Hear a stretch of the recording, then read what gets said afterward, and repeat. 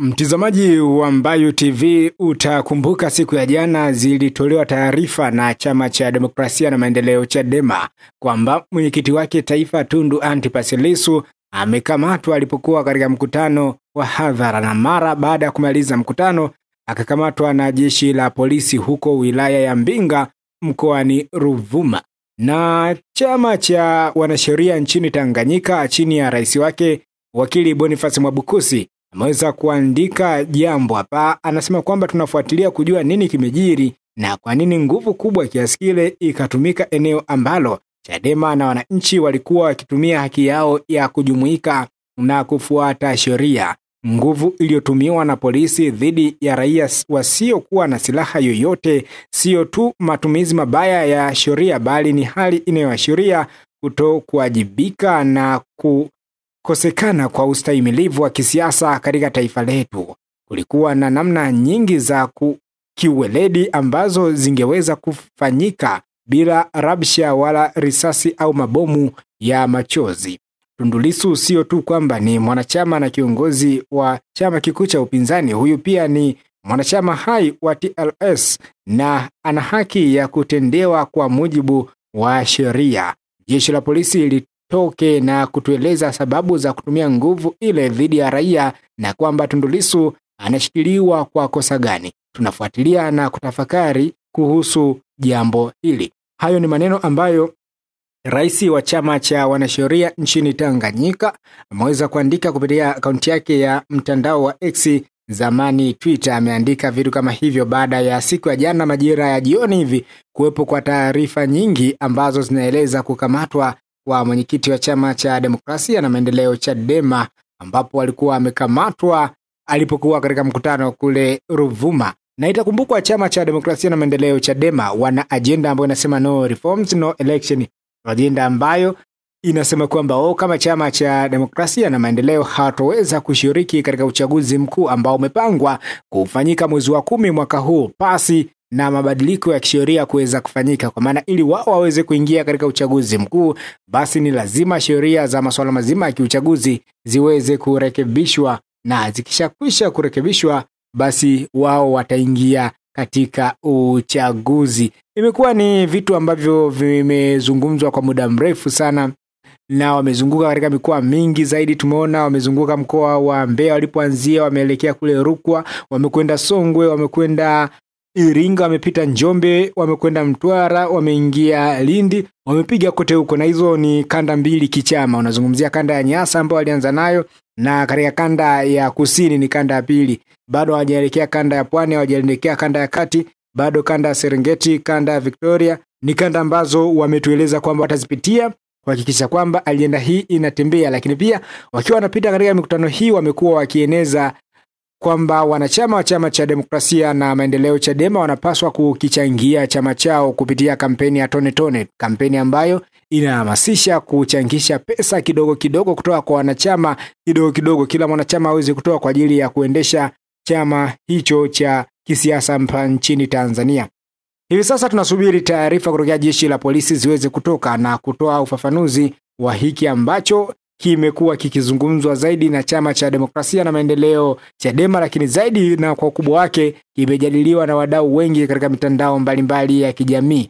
Wamekuwa wakitoa taarifa mbalimbali kuhusiana na swala zima la kukamatwa kwa huyu mwenyekiti wa chama cha Demokrasia na Maendeleo Chadema Tundu Antipas Lissu, moja ya viongozi ambao wameingia kushika madaraka ya kuwa mwenyekiti wa chama hicho mwaka huu mwanzoni. Itakumbukwa kwa kipindi kirefu zaidi Tundu Lissu amekuwa akihudumu kama makamu mwenyekiti wa chama cha Demokrasia na Maendeleo Chadema, lakini raundi hii yeye, Odero Chazi Odero pamoja na Freeman Mbowe waliingia katika kinyang'anyiro cha kutafuta nani aweze kushika gurudumu ama usukani wa kuiendesha Chadema, na Tundu Lissu akaibuka kidedea baada ya kushinda ushindi wa zaidi ya 50% ambazo zinahitajika ndani ya chama chao, na imemfanya yeye aweze kuingia madarakani, yeye pamoja na John Wegesa Heche ambaye na yeye baada ya kuingia madarakani wamekuwa ni watu ambao wanaonekana kuziamsha siasa hapa nchini Tanzania.